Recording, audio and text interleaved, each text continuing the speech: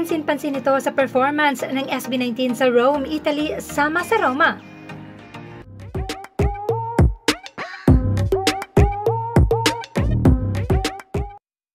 From a 2.5 hours non-stop performance for SB19 successful Dubai Simula at Wakas World Tour concert at the Coca-Cola Arena, to flying to Rome, Italy for more or less 6 hours, our boys had less than 24 hours of rest.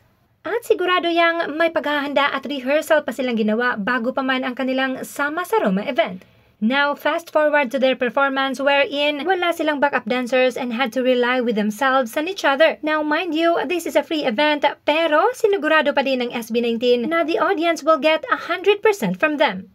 Now, sanay naman tayong SB19 will always give more than what's expected, but knowing that this is a free event, they could have just sang and danced without overexerting themselves.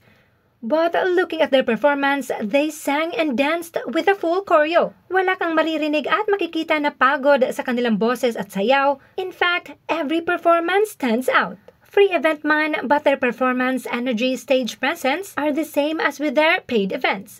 Dito mo makikita kung gaano kamahal ng SB19 ang kanilang craft at kung gaano nila nire-respeto ang kanilang audience. Masasabi mo talagang SB19 is in a whole different level. Walang makakapantay.